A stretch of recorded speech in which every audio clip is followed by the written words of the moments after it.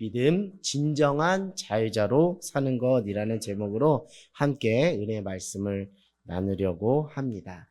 우리가 지금까지 갈라디아서를 통해서 갈라디아 지역의 교회 안에 있는 이단 사상들, 거짓 가르침에 대해서 우리가 줄기차게 이야기를 나눴습니다. 그것은 무엇이냐면 인간이 율법의 행위로 구원받을 수 있다라는 것이죠. 하나님께서 인간에게 무엇을 주셨죠? 모세를 통해서 시내산에서 율법을 주었는데 그 율법 자체는 나쁜 게 아닙니다. 왜냐하면 믿는 자가 어떻게 하나님을 섬기고 이웃을 사랑해야 되는지 대표적인 게 뭐예요? 십계명이잖아요. 그것 자체는 나쁜 게 아닌데 그 율법으로 말미암아 인간이 그 행위로 구원받을 수 있다라는 무엇으로 둔갑해버린 율법주의로 둔갑해버린 것이 그것이 거짓된 가르침이라는 거예요. 결국 무엇입니까? 우리 일전에 목사님 말씀하셨듯이 복음 안에는 절망적인 소식이 있다라고 했죠. 안 좋은 소식이 있다고 했죠. 그건 뭐예요?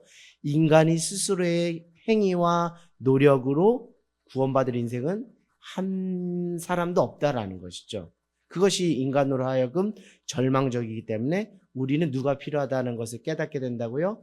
예수님이 필요하다라는 것이 깨닫게 되고 그 예수님이 오셨다는 것이 우리에게 무슨 소식이 되는 거예요? 좋은 소식, 복된 소식이 된다는 거예요. 결국 복음이라는 그 소식의 속성 안에는 인간에게는 구원받을 것이 아무것도 없고 오직 예수 그리스도를 통해서만 구원받을 수 있다라는 그 인간한 편에서의 안 좋은 소식이지만 우리 구원에 있어서는 예수님이 오셨다는 좋은 소식이기 때문에 그것이 복된 소식이라고 이렇게 이야기를 하는 것이죠.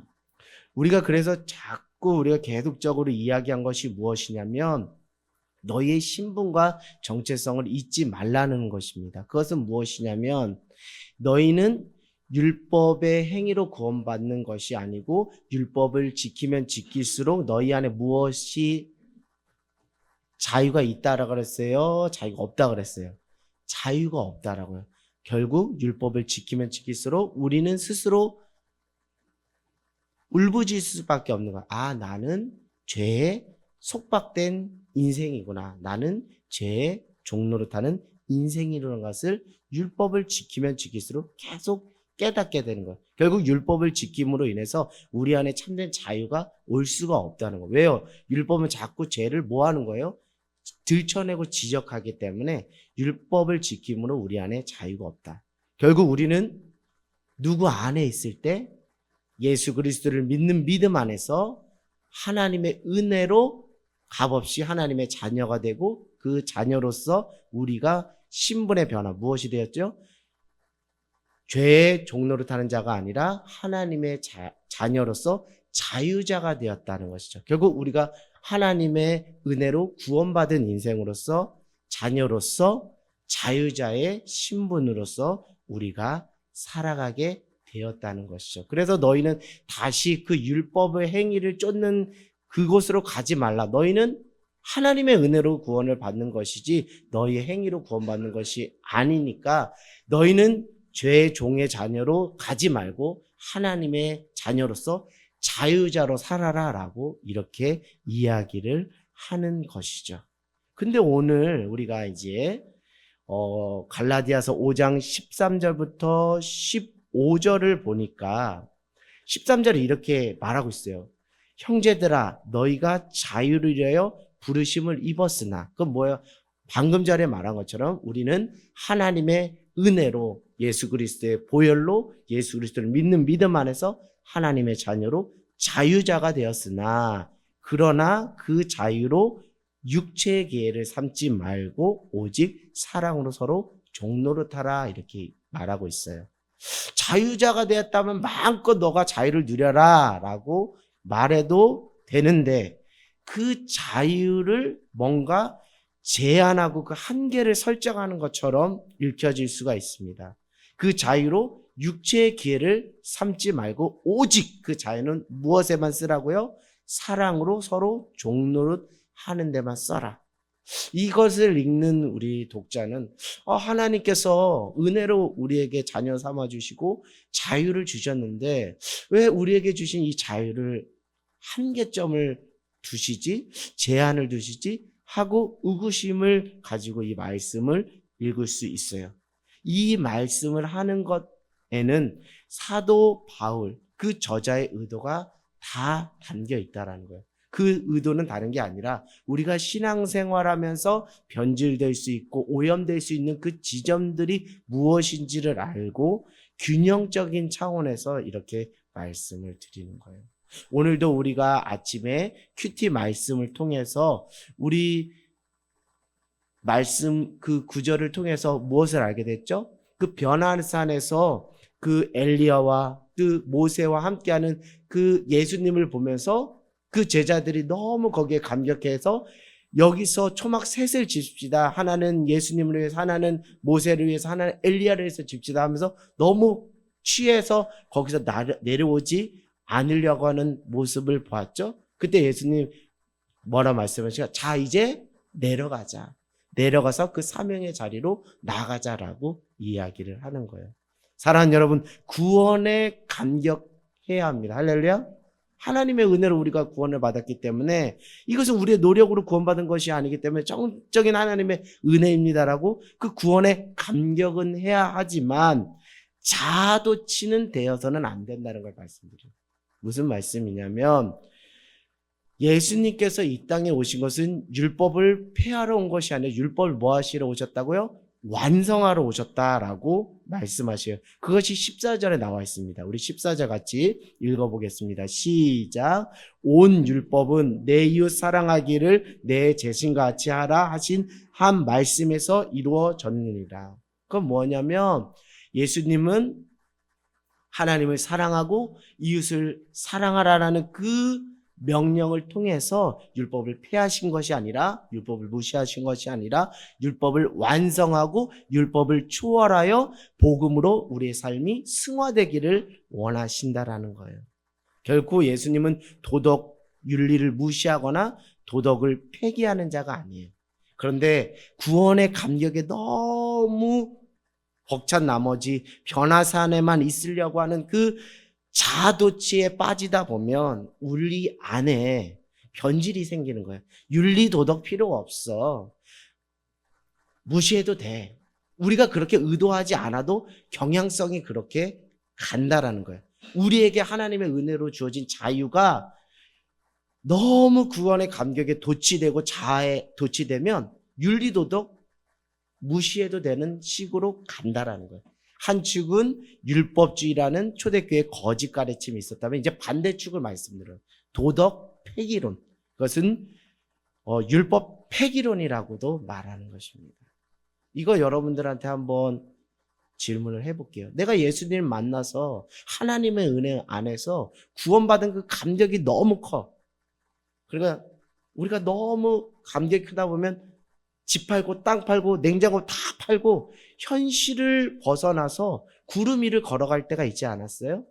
근데 그것을 계속 그렇게 구름 위를 걸어간다면 과연 하나님이 기뻐하실까? 그리고 하나님께서 예수 그리스도의 보혈의 공로로 우리에게 주신 그 자유가 진정 건강하게 사용될 수 있을까라는 것을 여러분 스스로에게 질문을 던지려고 합니다. 여러분, 이게 논리적으로나 이론적으로는 틀린 말이 아니에요.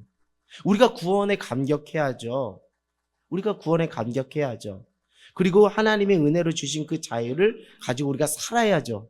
한데 실질적인 삶 속에서 너무 이게 자아도취가 돼버리면 결국 도덕 폐기론, 이게 오늘날 초대교회 거짓 가르침의 한 축이 되어버린 거예요.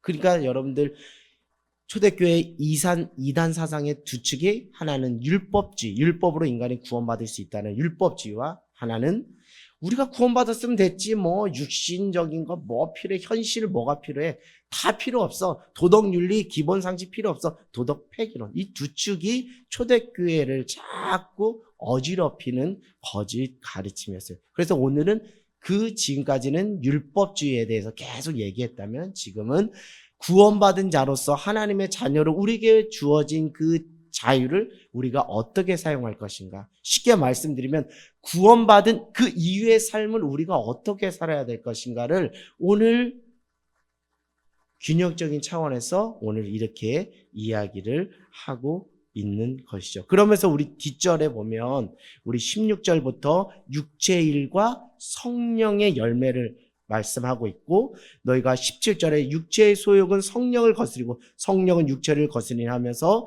육체의 일은 현재 아니 하면서 쭉쭉쭉 나오죠. 그게 뭐예요? 구원받은 백성이 너무 자아도취되어서 그 자유를 오용하거나 남발해 버리면 결국 그것은 구원받은 자의 합당한 삶이 아닌 육체의 소욕으로 그 육체의 일을 우리가 하는 그런 모습을 보이기 때문에 너희는 그 자유를 가지고 살되 늘 성령 안에 깨어서 성령의 열매를 맺으라고 하는 거예요. 결국 구원과 구원 이후의 삶을 우리가 어떻게 살아야 될지를 오늘 이야기를 하고 있는 것이죠. 결국 성령님이 증거하시는 분은 누구시죠? 예수님이신 것이죠. 그리고 성령님이 기억나고 생각나게 하는 것은 무엇이죠? 복음이잖아요. 말씀이잖아요. 설교 말씀이 성령님으로 하여금 생각나서 주중에 다시 깨어서 다시 영적으로 깨어나는 그런 경험들을 하셨다라고 하는 거죠. 결국 성령님이 증거하시는 그 예수님과 복음 안에 없다면 하나님의 은혜로 우리에게 주어진 그 자유는 자칫 무엇 될 수 있다고요? 오용되고 변질될 수가 있다라는 것이죠. 그러니까 우리가 인격적으로 성숙하고 신앙적으로 성숙하다라는 것은 하나님의 은혜로 우리에게 부어주신 그 신분, 그 자유를 이 사람이 어떻게 쓰는가, 어떻게 사용하고 있는가를 보면 그 사람의 신앙과 인격의 성품의 성숙도를 우리가 파악할 수가 있는 것이죠. 결국 오늘 변화의 산에서 예수님이 제자들에게 내려가라고 한 것도 다 그 지점과 맞닿아 있지 않은가라는 생각을 해보게 됩니다. 여러분, 사랑의 반대를 우리 흔히 뭐라고 그러죠? 미움이라 그러나요? 미움이라 하지 않고 무관심이라고 하죠. 그렇죠? 사랑의 반대는 미움이 아니라 무관심이다. 그러면 여러분, 자유의 반대는 무엇이죠?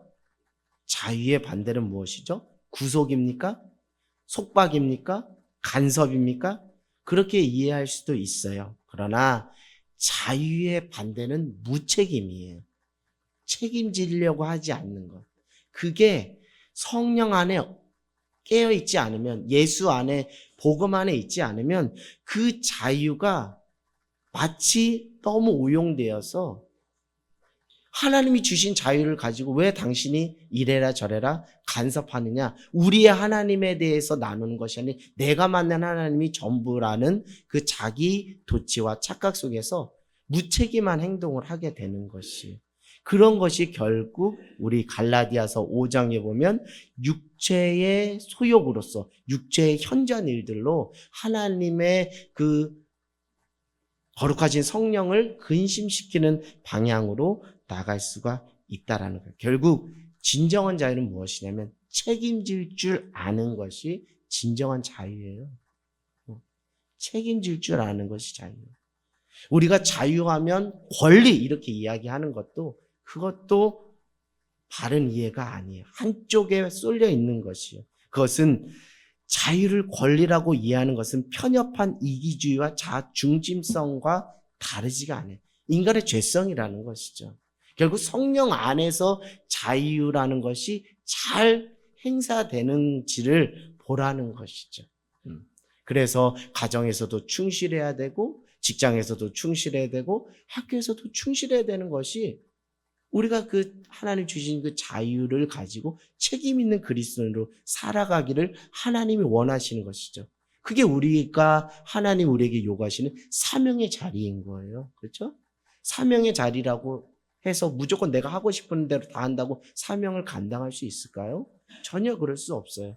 오늘 성경은 말하고 있어요. 그것을 육체의 기회로 삼지 말고 사랑으로서 서로 종노릇하는데 그 자유를 사용하는 것이 사명을 다 감당하는 거예요. 사명을 감당하는 것이고 그 사랑으로 섬기는 그 자리가 내가 감당해야 될 사명의 자리라는 것을 너희들 잊지 마. 너무 구원받은 것이 너무 벅차서 자아도취되다가 균형점을 잃어버리면 그것도 건강한 신앙이 아니야 라고 오늘 이야기를 하는 것이죠. 결국 여러분, 죄가 어디로서부터 왔는가, 죄가 어떻게 왔는가라는 것은 자유에 대한 잘못된 이해에서 죄가 나왔다라고 생각을 하게 됩니다.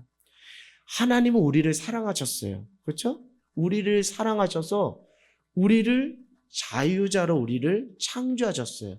우리를 로봇으로 창조하신 게 아니라는 거예요. 우리를 흙으로 사람을 빚으사 그 코에 생기를 주시고 하나님의 형상을 담도록 자유자로서 우리를 창조해 주셨어요. 그래서 너희는 그 창조 세계를 다스리고 지키고 보호하고 그 이름 하나하나까지도 너희가 뭐 해봐?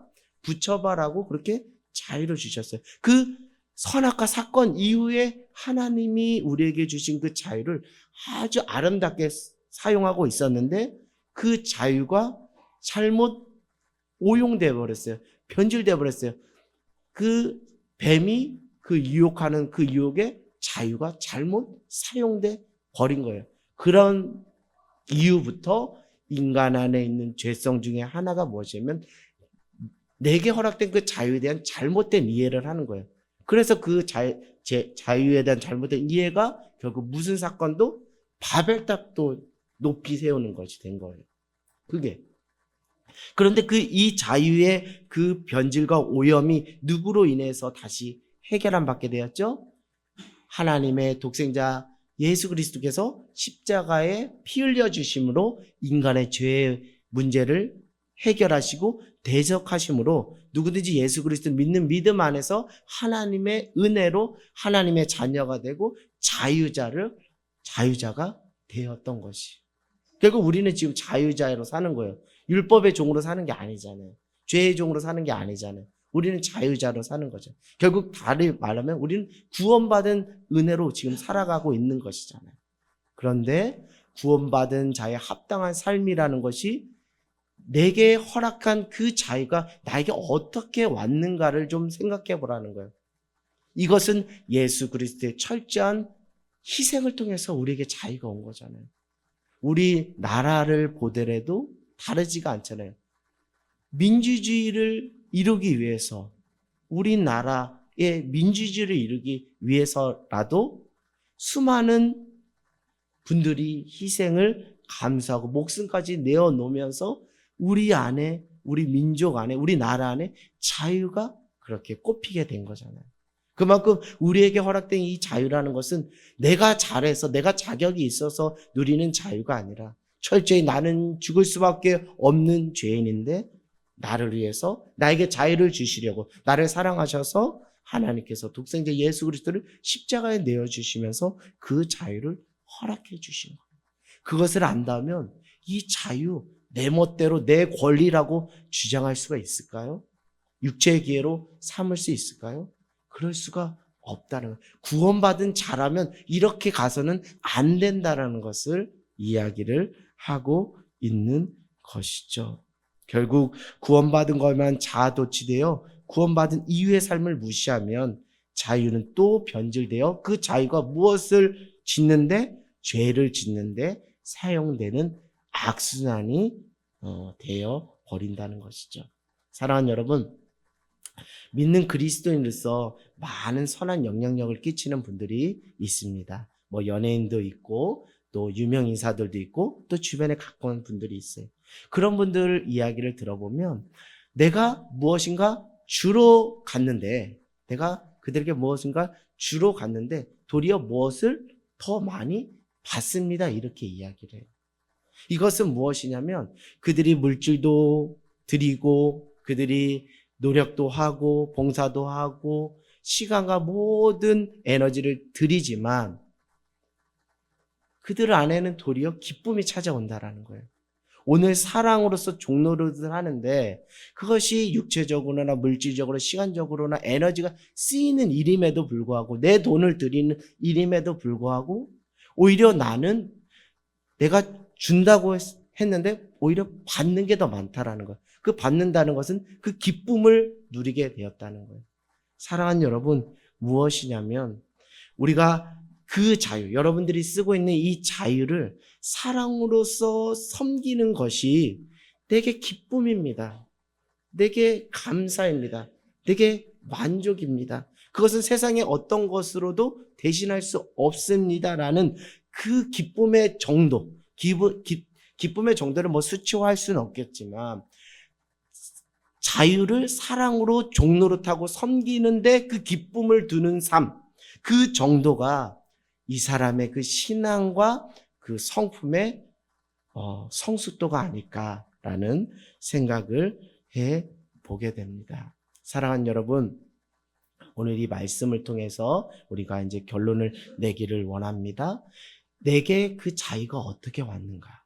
그걸 좀 생각을 해보세요. 반대쪽으로 말씀드리면 이 자유가 아니라 내가 어떻게 하면 죄의 종으로 살아갈 것인가? 죄의 종으로 살아가는 건 다른 게 아니랬죠? 하나님의 은혜로 예수 그리스도를 믿는 믿음 안에서 복음을 붙잡는 게 아니라 여전히 무엇을 붙잡을 때?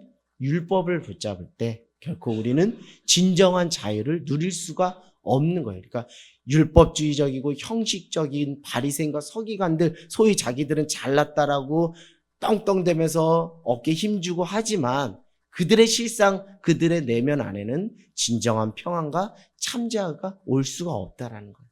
여러분, 이게 어떻게 우리가 은혜로 받은 이 자유를 어떻게 우리가 헌신자처럼 내팽개치고 다시 율법주의에 빠져서 다시 죄의 종노릇을 할 수 있겠습니까? 우리가 그럴 수가 없는 것이죠. 우리 자유가 어떻게 왔는지를 이제 여러분 알았어요. 오직 예수 안에 있을 때 참자유가 오고 복음이신 예수 안에 붙잡혀 있을 때 그 참자유를 하나님의 은혜로 누릴 수가 있다라는 거예요. 그러면 이 자유를 이제 구원받은 백성으로서 어떻게 사용해야 될 것인가? 그 지점을 오늘 이렇게 말씀을 장황하게 제가 이야기하고 있는 거예요. 그게 13절에 나와 있잖아요. 사랑하는 자들아, 너희가 하나님의 은혜로 자유자가 되었는데 그 자유로 육체의 기회를 좀 삼지 말고 오직 뭐를 하라고요? 사랑으로 종노릇 하는데 그 자유를 써봐. 그게 구원받은 자의 합당한 삶의 모습이야. 그렇지 않으면 15절 그렇지 않으면 어떻게 된다고요? 만일 서로 물고 먹으면 피차 멸망할까 조심하라. 이렇게 된다라는 거예요.